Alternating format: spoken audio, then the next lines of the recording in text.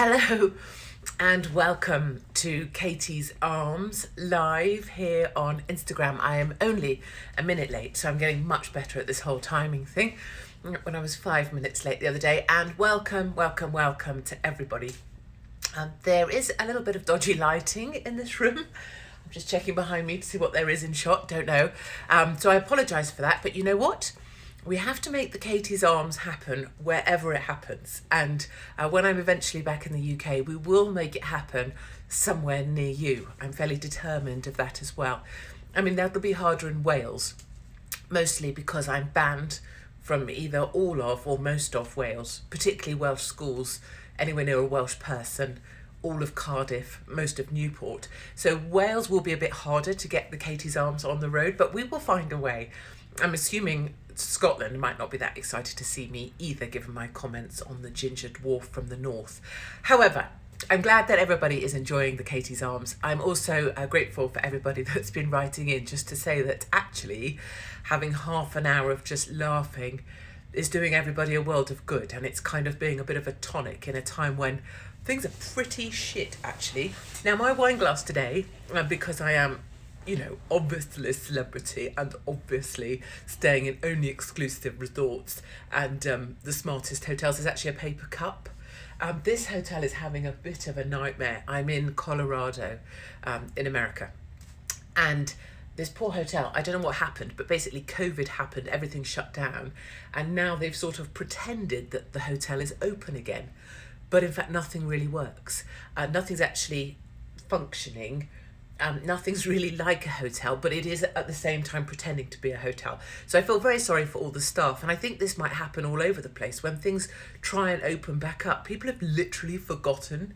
Like, this hotel has forgotten how to hotel. So the clocks on the wall are all stopped, as if we all died, and then we're just pretending that we might be a bit alive. Anyway, I'm drinking out of a paper cup. It's never been beneath me. I've been known to drink Diamond White straight out of the bottle. Do you remember Diamond White? Or Snaky Bee, Snake Bite and Black, which was basically the cheapest cider you could buy with black currant. And we called it Snaky Bee because that sounded a little bit more trendy. Anyway, and we are going to spend half an hour, hopefully either laughing together, certainly drinking. Do drink. I'm always very impressed with everybody that gets in touch after katie@katiehopkins.co.uk to tell me they got the best part through a bottle of wine. That's excellent going. You should definitely do more of that. And I hope that nobody's pissed you off too much this week. All the people that usually piss us off are the ones that we live closest to, like, so husbands and wives tend to piss us off. Children particularly, we find ourselves wondering why we A, agreed to have them, B, we never agreed to live with them full time, and then generally tell them to piss off. I know a lot of parents, particularly mothers like myself, that have actually told their kids, oh, why don't you just piss off? So don't feel like you're a bad parent for that. You're definitely not. That's how a lot of people feel. And of course, there have been so many things this week that you just couldn't make up if you bloody well tried. Number one that's jumping into mind at the moment is Priti Patel. You seen the latest on Priti Patel? Lovely. Hold on. Got a drink.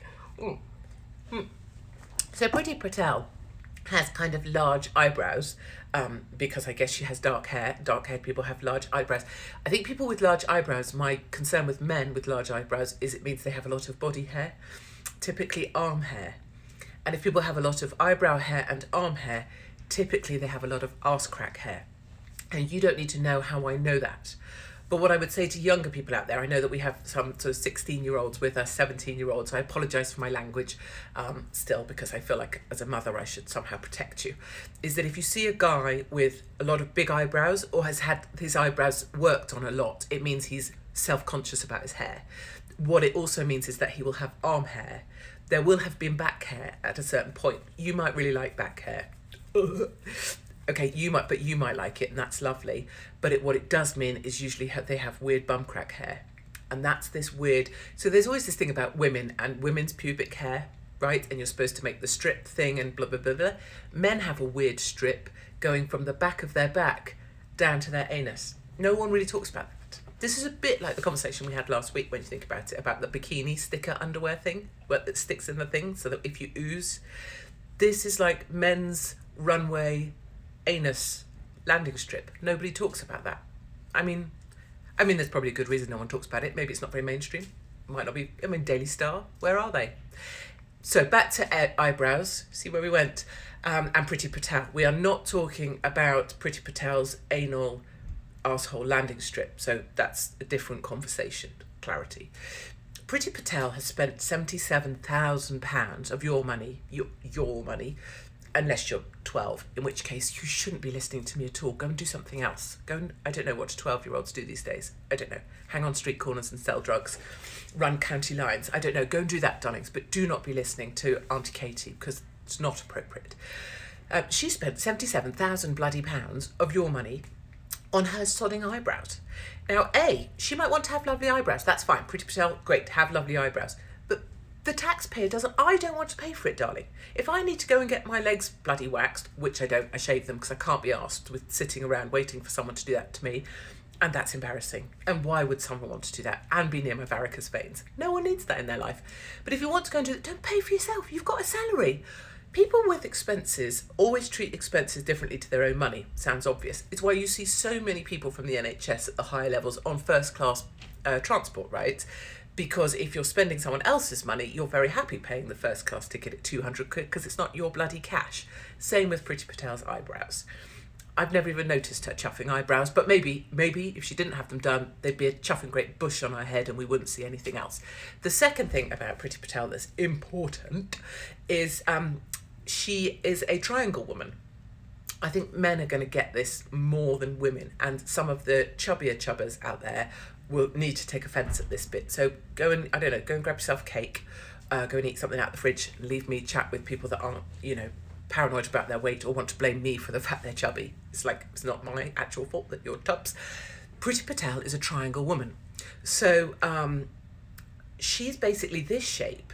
And the weird thing is, if you are working in the media and you get Priti Patel to about here, you think she's actually quite slim. And she is also quite attractive. So she's got these big ass cheekbones. And so that she's like, So, and then she's got lovely there. And so she looks bloody lovely, which I see. The weird thing about Priti Patel is if she stands up, not that you need to see me stand up to, you know what standing up is, so I don't actually need to demonstrate that to you, do I? But if she stands up, this bit here where I just have chicken legs, she has got like the base unit of a triangle. She's like wedge woman. So Priti Patel just goes straight out, like and no one really shows that, but when you do see it, it's just really freaky. I mean, looking for the positives, because that's what we're doing, because it's lockdown and it's COVID and it's the Katie's arms and we all need to love each other, is that with that chunk she's got going on, she is not going to blow over in a breeze. So I guess politically speaking, that's good, isn't it? Robust members of our cabinet shouldn't blow over in a breeze. And bugger me, chunk woman ain't going to blow over in a breeze. So that's a very positive thing about Priti Patel. She also spent £5,000 of your money, not you if you're just a dole bludger, furlough, whatever, you've just taken everyone's money anyway, but boom, just 5,000 in bloody Primark. And you know where she spent that on? She spent it on chuffing asylum refugee bloody off I pop from Calais and rock up at Dover and get stuck in a better hotel than most of us go on with our families when we're trying to have a vacation in the old days when we used to have a holiday. She spent it on asylum seekers.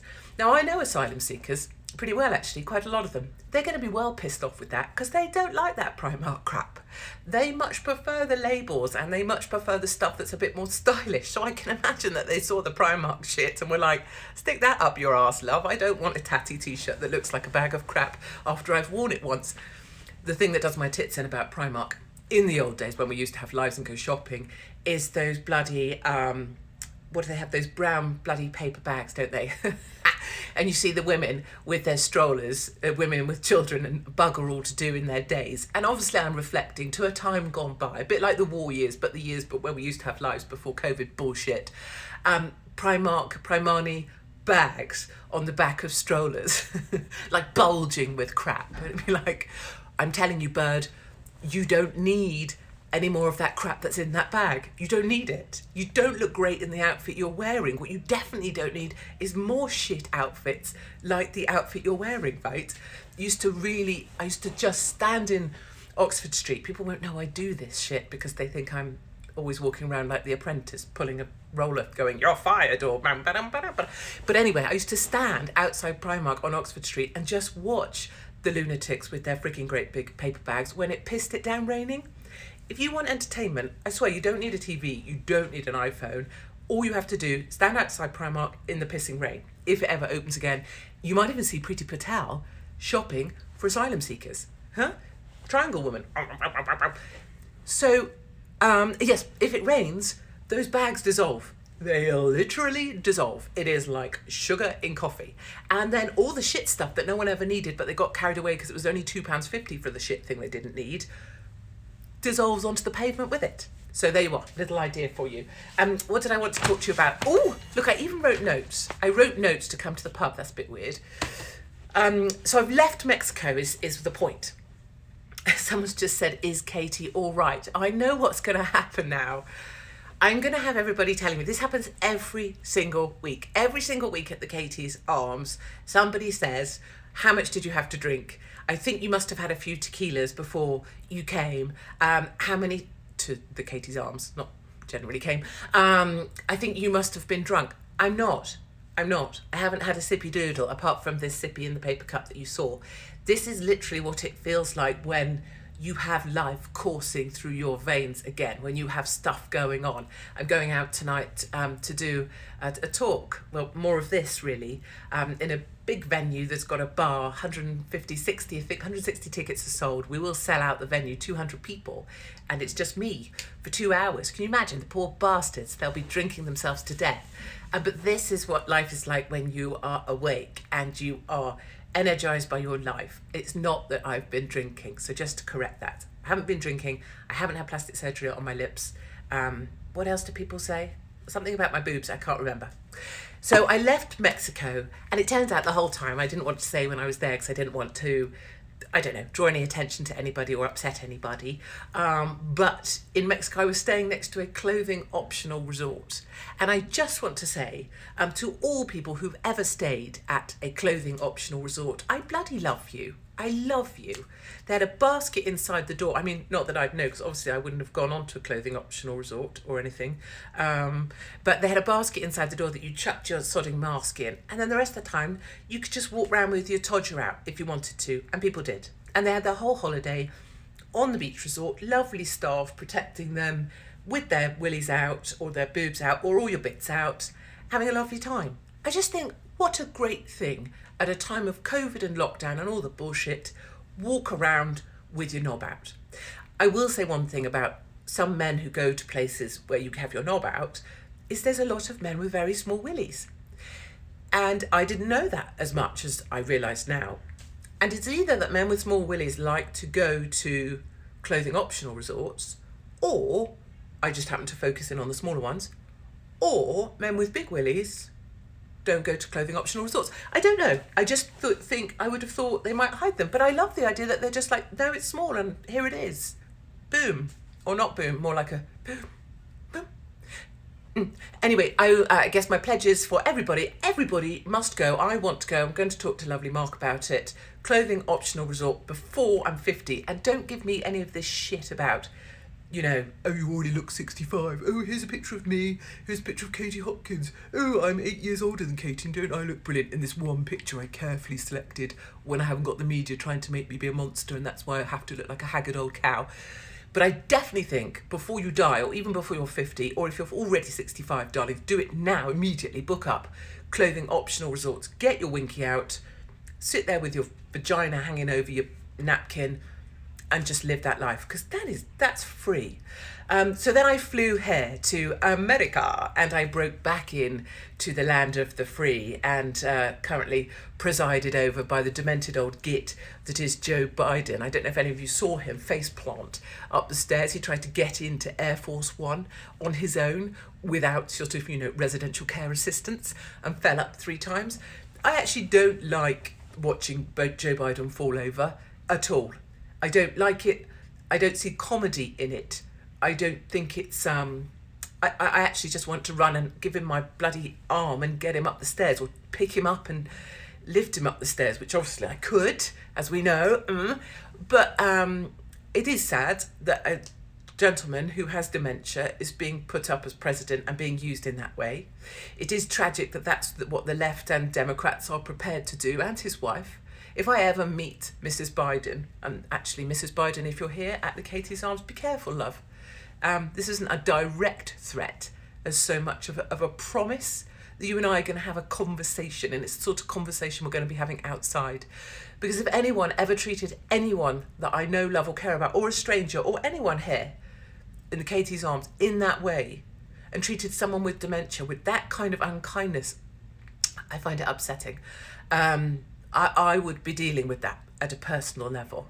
So I don't enjoy watching Joe Biden. I don't enjoy the press conference where he's obviously struggling as well. And the levels of cruelty is indicative of the other side, I think.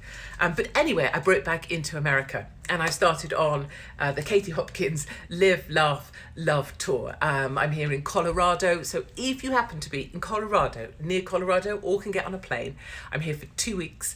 I have 18 dates. Venues were pretty sold out. I think we're about 250 seats in each venue, and I will see you there and we can properly laugh together, and I promise you will feel better. From here I'm going to go to California and do more of the same. I've actually got 2 nights doing stand-up, so we'll see how that goes. I know everybody says conservatives aren't funny, but I tell you, the left aren't very bloody funny, are they? Is there anybody that actually makes you laugh on TV these days? I mean, probably not.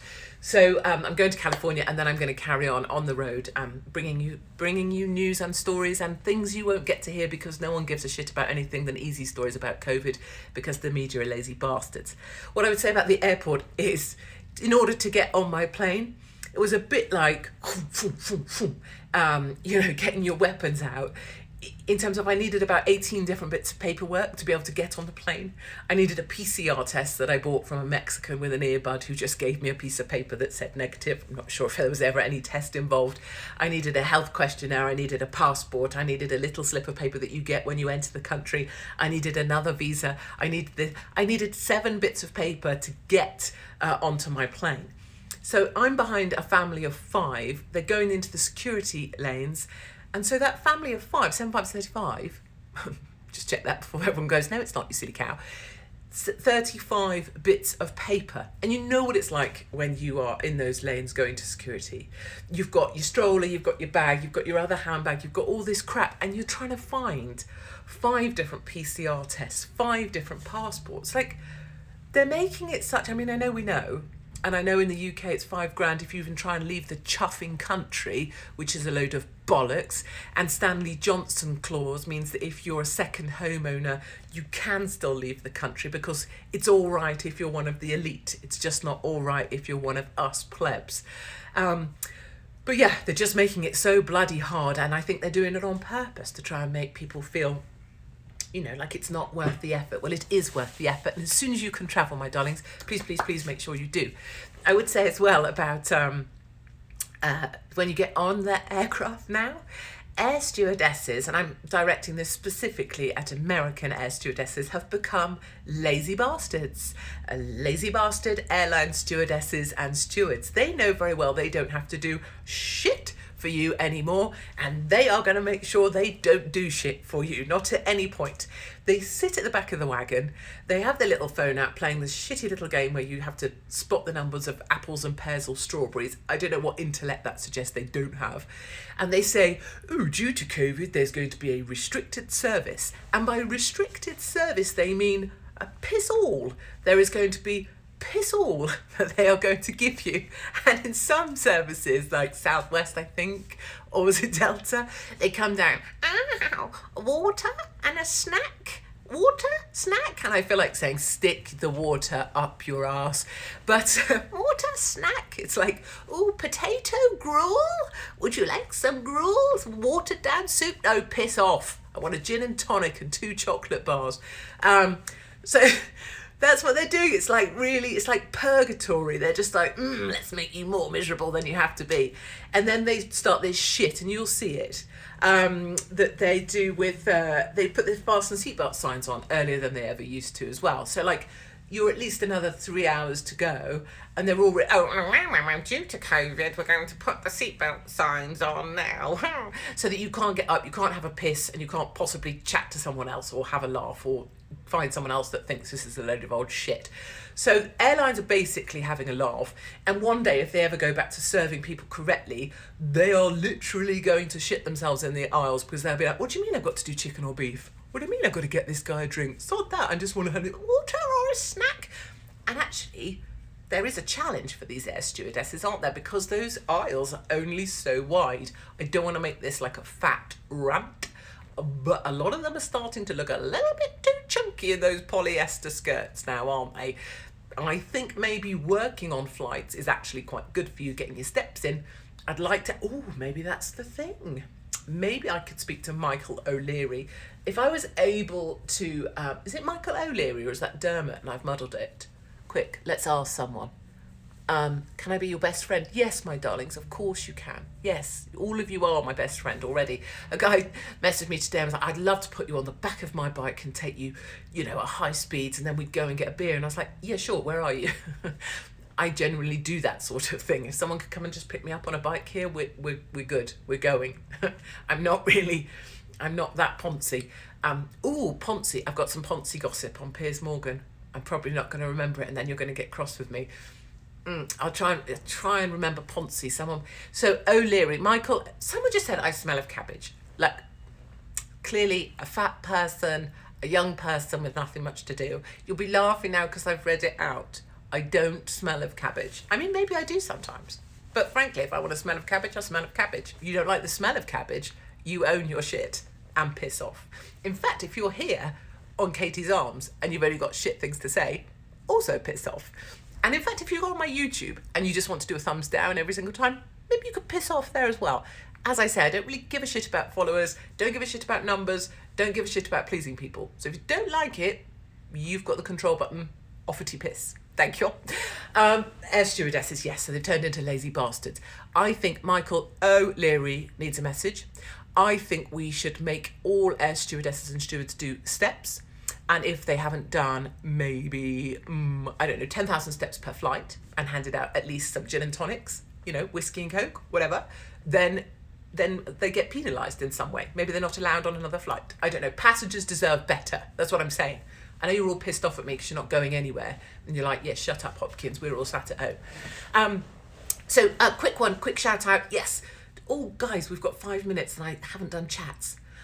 Lawrence Fox, yeah, I know, we'll come to that. Suez Canal person that got the Suez Canal completely blocked by a bit of shit parking with their massive container ship. Freaking love that person. I actually totally want to go on a date with the person that blocked the Suez Canal. I just think it just gives us all something to hope for. Like, it's a baseline, isn't it? Have you ever blocked the entire Suez Canal and the busiest shipping lane on the planet? No. Then you're freaking winning. Honestly, every day of life you're winning. Because that's kind of a cock-up next level. Even, by assessment of my own life, where there's been some pretty big cock-ups. And the gossip on Piers Morgan. Yes, a lot of people ask me about him. Basically, his main employer and the big money that he earns is Daily Mail. Daily Mail hate Meghan Markle, right? Allegedly, Piers Morgan's main employer allegedly is the Daily Mail.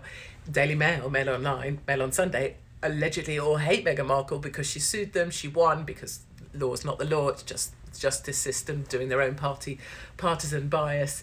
And they might have to print an apology to Markle on the front page. So Piers Morgan doing what he did has more about pleasing his main bosses allegedly at the Mail Online. If you see the whole sort of strategic picture for Piers, it's a win-win-win. And what are my thoughts on Lawrence Fox? Away outside the Katie's Arms, my darlings, when we leave the pub, he's a great guy, he's fighting for freedom, he's on our team. That's marvellous. Well done, Lawrence Fox. Okay, so that's outside. Inside here, in the circle of trust, inside Fight Club, Lawrence Fox, there's a sort of, look, it's a cycle. It's like the circle of grief or the stages of grief. There's stages of grief, but there are stages of ego. You go on Question Time, you say some shit no one else will say. everybody tweets you going, oh yeah, Loza, woo, freedom fighter, yeah, Lawrence Fox, he's our guy, woo. And then you believe that everybody loves you, so you stand as some sort of elected official because you think you've got support.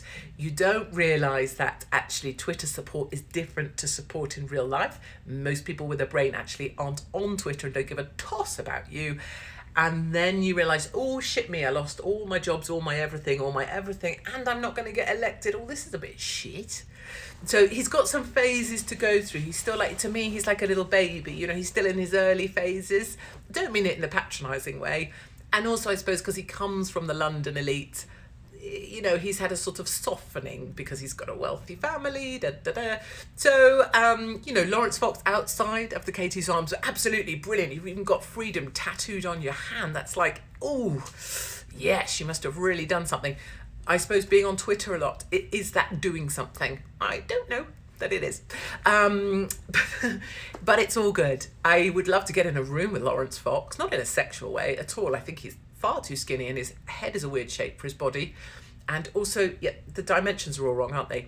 But I would like to get in a room with him. He wouldn't come anywhere near me, of course, because he'd be scared that he'd be tainted with the racist Islamophobe disease that I have, and it would catch, and then he wouldn't be able to get booked for anything ever again. But I don't think he is going to get booked for anything ever again. Anyway, right, we have 3 minutes left.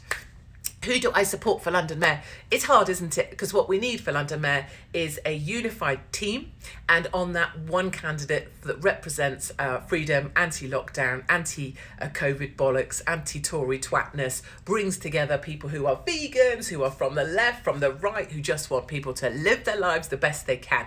We need that team and one candidate. What have we got instead? A load of boys who want to get their willies out. You've got Brian, London Real, you've got Lawrence Fox, you've got...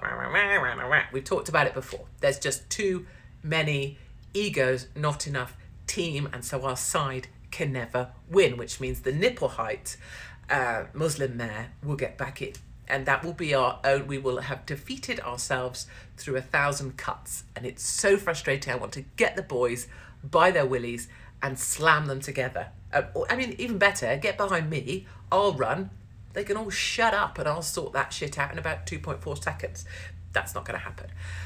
As a 14-year-old, I'm worried for my future, and this is a much more serious point, is I've got a whole load of young people messaging me, and thank you for being here, lovely you, and thank you to all the sort of 12, 13, 14, 15-year-olds who are in touch all the time to say, they agree with quite a lot of the stuff I say, actually. They can't tell anyone at school because they'll get beaten up. They can't tell their teacher because they'll get told they're wrong and get marked a D grade. And they can't say anything. So they're really trapped. They're trapped with their views. They're trapped by lockdown, trapped by friggin' testing, trapped. So I hear you. And this is a bloody hard time to be young.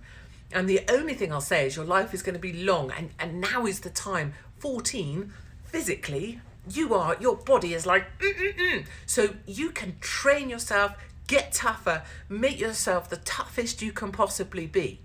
And I think if you think about yourself in 3 blocks, strength, endurance, prevailing. You need to be strong in order to endure, in order to prevail. So like if someone's going to come at me and stab me 50 times, I need to be strong enough to do that. I need to endure being stabbed 50 times, and then I will prevail. You can tell I'm actually prevail. This is a real life scenario we've walked through, me and a few people.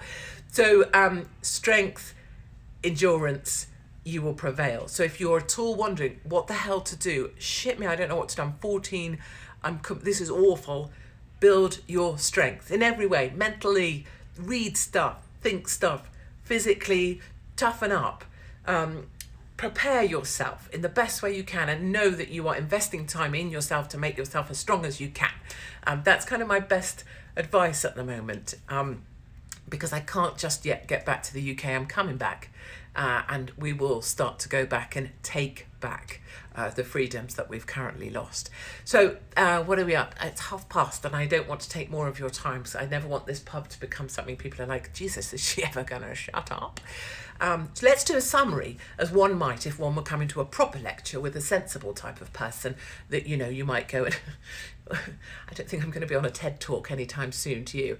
So let's have the executive summary of what we've discussed. We've discussed Priti Patel being a triangle woman and men having anal hairlines. That was an important point.